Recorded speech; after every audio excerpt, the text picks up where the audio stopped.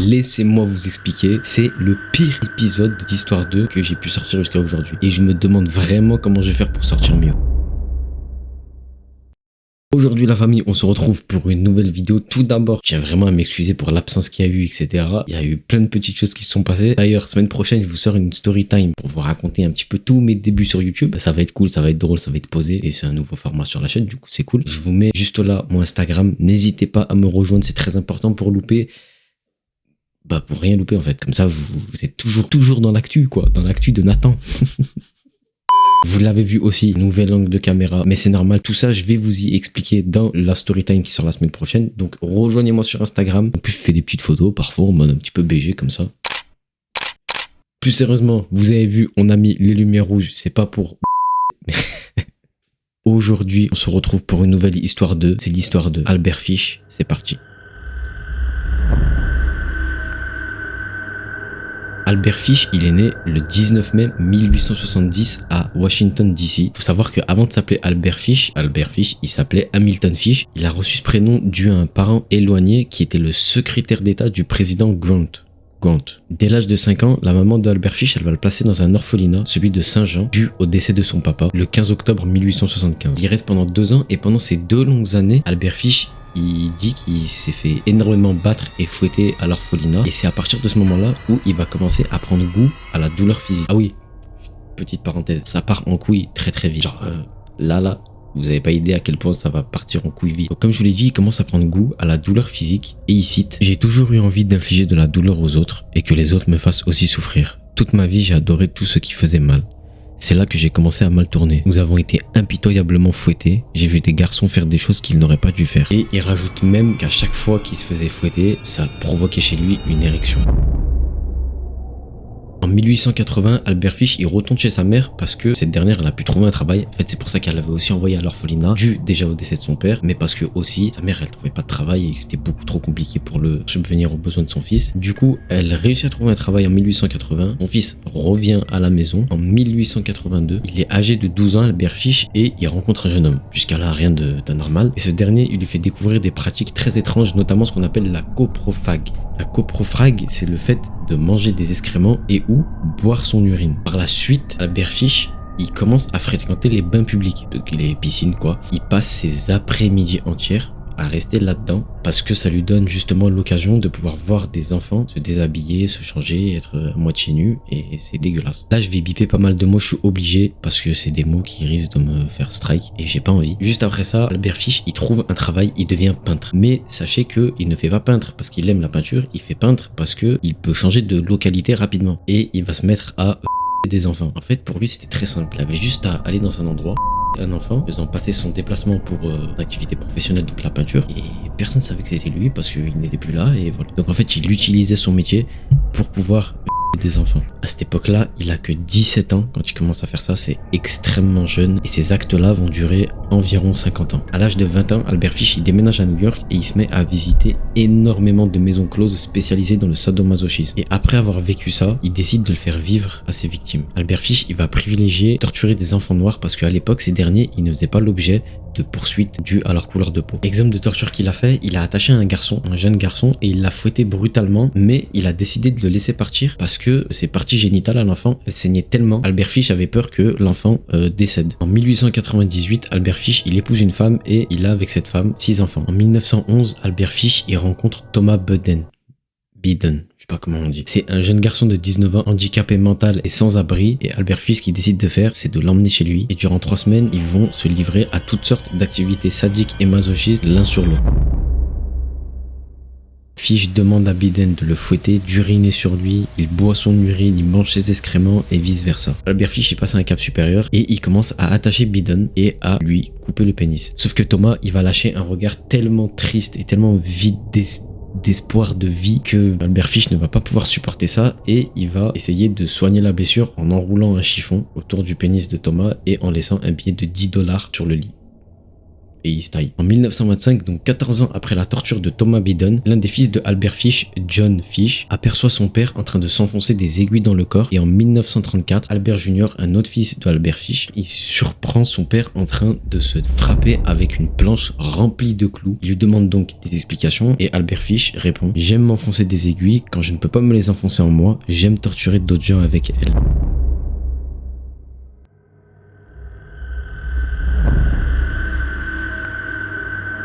On est en 1928. Edward Budd, c'est un jeune garçon de 18 ans qui est extrêmement dynamique et travailleur et il décide de déménager avec sa famille parce que dans sa ville où il est actuellement, il y a énormément de pollution. L'isolation de la maison est très très mauvaise, ce qui rend l'habitat en fait complètement invivable et du coup, il va aller vivre dans une autre maison, éloigné de tout, dans la campagne, là où l'air est frais. Le 25 mai 1928, Edward Budd, il va publier dans un journal une annonce comme quoi il veut travailler en proposant des services en tant que garçon de ferme. Le 28 mai, quelqu'un toque à la porte de la maison de Edward. Sa maman Delia va ouvrir la porte et elle aperçoit un vieil homme. Un vieil homme qui se présente sous le nom de François Howard. Jusqu'à là, rien de fou. Un fermier de Farmingdale qui était venu pour discuter avec Edward suite à sa proposition de travail. Delia, la maman de Edward, elle demande à sa petite fille d'aller chercher justement Edward qui est dans une autre pièce de la maison. Et en passant, Frank fait un sourire à la petite fille et lui donne une pièce. Edward arrive et entre Frank et Edward s'entame une discussion et Frank lui dit que en gros, il habite à la ferme et il a pour travail de s'occuper des vaches, des poules, etc. avec 5 autres ouvriers, sauf qu'il y en a un qui est parti, c'est pour ça qu'il a besoin de quelqu'un d'autre pour le remplacer. Et il lui promet même de le payer 15 $ par semaine, ce qui à l'époque était une très belle somme. Edward, épanoui devant le pain béni que Frank lui donne, de travailler à la campagne, d'être bien payé et de pouvoir déménager avec sa famille, il accepte directement l'offre de travail de Frank et Frank lui dit qu'il allait revenir samedi pour pouvoir les emmener à la ferme. Ok, donc jusque là, rien de bien fou, sauf que le samedi où Frank devait venir, il n'a pas pu venir malheureusement parce qu'il a eu un contretemps et du coup pour se faire pardonner, il envoie à la famille Budd un télégramme. Le lendemain, comme promis, Frank il vient à la maison des Budd et il ramène des fraises et un pot de crème. Gentil le Frank. Et attention, Delia, la mère de la famille Budd, va même proposer à Frank de rester pour manger afin que toute la famille Budd puisse apprendre à le connaître parce qu'ils vont déménager sûrement à côté. Leur fils va quand même travailler avec lui. Donc c'était l'occasion parfaite pour pouvoir apprendre à le connaître. Donc Monsieur Howard, il va raconter de manière idyllique son travail, son équipe d'ouvriers qui sont tous super gentils, sa superbe famille de 6 enfants, la manière de travailler, etc. Et ça va convaincre les Budd et ils vont se dire que c'est un vieil homme très gentil, respectueux et en qui on peut avoir confiance. Et du coup, ils acceptent que Edward aille travailler avec Frank Howard. Pendant le dîner, la porte de l'appartement elle s'ouvre et c'est une jeune fille de 10 ans qui rentre en chantonnant. C'était Grace Budd, la petite sœur de Edward qui revenait de la messe. Elle était vêtue d'une robe de communion blanche en soie ainsi qu'un collier en perles. La petite fille arrive vers la table où toute la famille et Frank sont assis et Frank sort de sa poche plein de pièces et plein de billets, de quoi faire halluciner la famille et il dit à Grace Budd: voyons si tu sais compter. Donc Grace Budd commence à compter les pièces et elle compte qu'il y avait 14 $ et 50 cents tout simplement. Frank lui répond quelle petite fille intelligente et il lui donne une pièce pour qu'il puisse aller s'acheter des bonbons après le dîner. Frank il dit à la famille Budd qu'il doit partir parce qu'il doit aller à l'anniversaire de sa nièce mais qu'il allait revenir récupérer Edward après pour aller travailler et il propose gentiment à Grace Budd d'accompagner Frank à l'anniversaire de sa nièce, que ça ferait plaisir à sa nièce, etc. Qu'il allait la protéger, que voilà, il allait pas avoir de soucis et que de toute façon il n'allait pas rentrer tard. Après une longue réflexion, les parents décident d'accepter de laisser partir Grace Budd avec Frank à l'anniversaire de la nièce parce qu'ils se sont dit que ça allait pouvoir faire sortir un petit peu Grace, etc. Avant de partir, Delia, chose complètement normale que toute maman en ferait, elle demande où est-ce que la nièce de Frank habite et Frank lui répond tout naturellement que sa nièce a un appartement entre Columbus et la 137e rue. Quelques heures plus tard, Grace Budd n'est toujours pas rentrée, donc les parents sont un petit peu inquiets mais ils se disent qu'ils ont un petit peu de retard, qu'ils vont rentrer un petit peu plus tard. Encore quelques heures après, Grace Budd n'est toujours pas rentrée et la famille commence à s'inquiéter, du coup elle part au commissariat et c'est là où tout va basculer pour la famille Budd, mais genre vraiment tout. Arrivé au commissariat, la famille Budd va demander aux policiers de trouver qui est ce Frank Howard, sauf que le policier répond il n'existe aucun Frank Howard. La famille commence à vraiment s'inquiéter et demande l'adresse de la nièce de Frank et la réponse du policier est tout aussi dévastatrice car le policier dit il n'existe pas d'appartement entre le Columbus et la 137e rue. Un détective arrive, c'est le détective Drybun et ce dernier va commencer à ouvrir l'enquête. Pour commencer, la police elle fait quelque chose de très simple, elle monte à la famille Budd plein de photos de criminels afin que la famille Budd puisse reconnaître Frank parmi l'une de ces photos, sauf que le résultat est sans attendre, aucun visage n'est reconnu par la famille Budd. Le 7 juin 1928, la police de New York elle envoie une note à tous les services de police des États-Unis et du Canada, avec à l'intérieur une description de Grace Budd ainsi que du kidnappeur. Ensuite, pour avoir plus de chances de retrouver le kidnappeur, la police de New York, elle décide de placarder ces notes-là partout dans la ville, dans les stations de métro, dans les coiffeurs, dans les épiceries, dans les magasins. Par la suite, la photo de Grace, elle apparaît sur tous les journaux afin de recueillir le maximum d'informations, de plausibles témoins, sauf que, un petit peu à la manière de Jack l'Éventreur, qui n'ont pas vu la vidéo d'ailleurs, elle s'affiche juste là, il va y avoir énormément de fous et de personnes qui font de mauvaises plaisanteries, ce qui va énormément ralentir l'enquête de la police. On passe en fin juillet 1928, l'affaire est toujours pas résolue, bien au contraire, elle commence à tomber dans l'oubli. Tout le monde commence à un petit peu oublier et tasser l'histoire de Grace Budd, même les plus grands enquêteurs commencent à lâcher l'affaire pour pouvoir s'occuper d'autres crimes, sauf une personne, c'est William King, qui est dans les forces de l'ordre new-yorkaises une légende. Et lui, il décide de pas lâcher l'affaire et de continuer à enquêter sur Grace Budd. Donc il commence à trouver énormément de plausibles coupables que Delia avait accusés, sauf qu'en fait l'alibi de ces plausibles coupables était beaucoup trop puissant pour que ce soit eux les kidnappeurs. Il y en a certains qui étaient en prison, d'autres en hôpital psychiatrique, et certains même n'étaient même pas dans le pays à ce moment-là, lors du kidnapping. Donc des alibis qui prouvent que ce ne sont pas eux. Le 3 septembre, Jess Pop, une jeune femme, elle accuse son mari d'avoir kidnappé Grace Budd. Du coup, la police mène une enquête contre cet homme et lors du procès, Jess Pop, elle va décrire les habits de la petite fille que son mari a soi-disant kidnappée. Et en fait, les habits que Jess décrit ne sont pas du tout les mêmes que ceux que Grace Budd avait le jour où elle s'est fait kidnapper. Du coup, le mari est écarté de l'affaire et en fait, ils vont apprendre par la suite qu'elle l'avait accusé pour des questions de rancœur, d'argent, etc. Donc rien à voir, ça a vraiment fait que ralentir l'affaire. Au même moment du procès de Jess Pop, un homme nommé Albert Fish fait son apparition et se fait arrêter par la police car il a envoyé des lettres obscènes et dégueulasses à des femmes. Albert Fish est jugé en décembre 1930 et il va donc être envoyé dans un hôpital psychiatrique pendant 10 jours afin de suivre des tests et des observations sur lui pour voir s'il est fou ou pas. Un petit peu à la manière de Bill Ramsey. Pour ceux qui n'ont pas vu l'épisode, il s'habille juste là. Ah, ça c'est grave bien.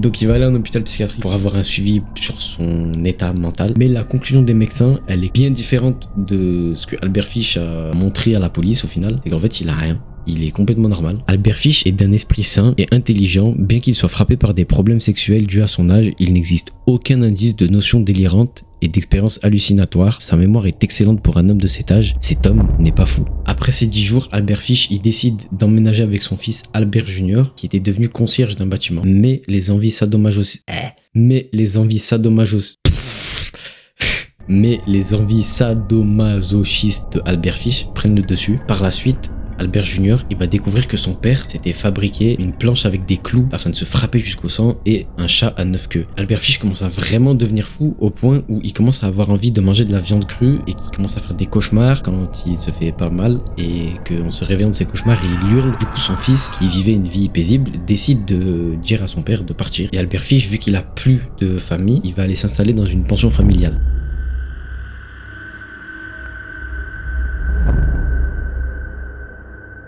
On est en 1934 et l'affaire de Grace Budd se fait complètement oublier de tout le monde, sauf de William King. Ce William King, qu'est-ce qu'on l'aime. Lui, c'est le champion. William King, il continue à chercher dans les 4 coins du pays le moindre indice, le moindre témoignage qui pourrait l'aider à pas faire tomber Grace Budd dans l'oubli. 10 jours après, William King est toujours en train d'enquêter et Delia Budd qui est chez elle essaye de vivre sa vie, on va dire. Elle reçoit une lettre. Sauf que Delia Budd ne sait pas lire. Du coup, elle décide de passer la lettre à son fils qui lui sait lire. La lettre qu'il avait lue, elle était absolument abominable. Alors, déjà, je tiens à faire 2 petits points de hors vidéo. La lettre que je vais lire, elle est absolument abominable. Sachez-le, je vous le dis vraiment, premier degré, c'est dégueulasse. Vous voyez, quand je fais mes notes, je lis la lettre, forcément. Ça m'a vraiment fait mal au ventre et au cœur de lire ça parce que c'est juste dégueulasse. Et aussi, deuxième point, la lettre est très longue. Au début, il parle de trucs rien à voir, en gros, d'autres crimes qu'il a fait. Je vais juste vous lire le moment où il parle de Grace Budd. Pour ceux qui sont sensibles et qui ne veulent pas entendre cette lettre, vous passez à ce timecode et comme ça vous continuez la suite de l'histoire. Sinon, on part tout de suite pour la lecture de la lettre d'Albert Fish à Delia Budd. Le dimanche 3 juin 1928, je vous ai appelé. Je vous ai apporté un pot de crème et des fraises. Nous avons déjeuné. Grace s'est assise sur mes genoux et m'a embrassé. J'ai décidé de la manger. Sous le prétexte de la mener à une fête, vous avez dit oui, qu'elle pouvait partir. Je l'ai emmenée dans une maison vide à Westchester que j'avais déjà choisie. Lorsque nous sommes arrivés là, je lui ai dit de rester dehors. Elle a ramassé des fleurs sauvages. Je suis allé à l'étage et j'ai enlevé tous mes vêtements. Je savais que si je ne le faisais pas, il serait couvert de sang. Lorsque j'ai été prêt, je suis allé à la fenêtre et je l'ai appelée. Puis, je me suis caché dans un placard jusqu'à ce qu'elle arrive dans la chambre. Lorsqu'elle m'a vu tout nu, elle a commencé à pleurer et à essayer de s'enfuir par les escaliers. Je l'ai attrapée et elle a dit qu'elle allait le dire à sa maman. D'abord, je l'ai déshabillée. Comme elle m'a donné des coups de pied, mordu et griffé, je l'ai étranglée à mort, puis je l'ai coupée en petits morceaux pour pouvoir ramener la viande chez moi. Je l'ai cuisinée et mangée. Comme son petit cul était doux et tendre, rôti dans le four, cela m'a pris 9 jours pour manger son corps en entier. Je ne l'ai pas bu, alors que j'aurais pu si je l'avais voulu. Elle est morte vierge.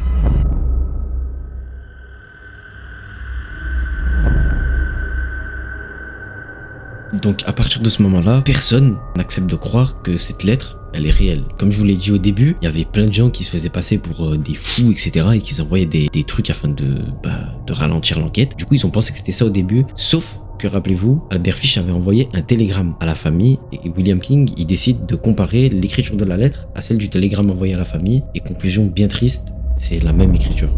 William, très motivé à arrêter ce fou, continue son enquête en se sentant si près du but et en continuant son enquête, ça va le mener à Madame Freda Schneider qui est la propriétaire d'une pension. Donc William King et Freda Schneider commencent à discuter et elle dit à William King qu'un vieil homme était venu il y a quelques temps. Et au fur et à mesure que la description avance, William King se rend compte que la description que Freda Schneider donne à William King, en fait, c'est Albert Fish. Et elle rajoute que la dernière fois qu'elle a vu Albert Fish dans la pension, il était assis en attendant la lettre de son fils qui lui envoyait souvent de l'argent. Du coup, William King, ce qu'il décide de faire, c'est de rester dans la pension quelques jours afin de tomber nez à nez avec Albert Fish. Puis au bout de quelques jours, Albert Fish, il est toujours pas là. Et William, il commence à se dire que il a peut-être détruit sa seule chance de le retrouver et qu'Albert Fish s'est sûrement enfui. Mais soudain, le 13 novembre 1934, Freda Schneider, elle appelle William King pour prévenir ce dernier que Albert Fish est bel et bien dans la pension, assis, en train d'attendre la lettre de son fils. William King, il fonce à la pension familiale et en rentrant, il voit Albert Fish en train de boire son thé, tranquillement, comme s'il était chez sa grosse maman. Donc William, il rentre dans la pension et il demande à Albert Fish, est-ce que c'est bien Albert Fish? Et ce dernier, pour se défendre, il plonge la main dans sa poche et il ressort une lame de rasoir. Sauf que William King, super rapide, hop, technique clé de bras, il lui casse le poignet et du coup il réussit à immobiliser Albert Fish. Frank Howard alias Albert Fish avait enfin été arrêté. Suite à l'arrestation de Albert Fish, s'entame un très long procès, donc je vais vous épargner les détails. Durant le procès, bien évidemment, le corps de Grace Budd, il est retrouvé, plutôt le squelette de Grace Budd est retrouvé enterré dans un mur. La sanction finale tombe, Albert Fish il est exécuté en 1936 sur la chaise électrique au pénitencier de Sing Sing. La famille, c'est la fin de cet épisode de l'histoire de Albert Fish. J'espère que ça vous a plu. Si ça vous a plu, n'hésitez pas à mettre un pouce bleu, à vous abonner, à activer la cloche, c'est très important. Commentez, partagez. Merci du fond du cœur à tous ceux qui le font. Je ne cesserai jamais de vous dire merci parce que ça me donne beaucoup de force. Vraiment, vous vous rendez pas compte. Donc merci à tous ceux qui partagent et qui donnent un peu de force. On se retrouve la semaine prochaine pour une nouvelle vidéo. N'oubliez pas, rejoignez-moi sur les réseaux sociaux pour rien louper. À la semaine prochaine, la famille. Je vous fais plein de bisous.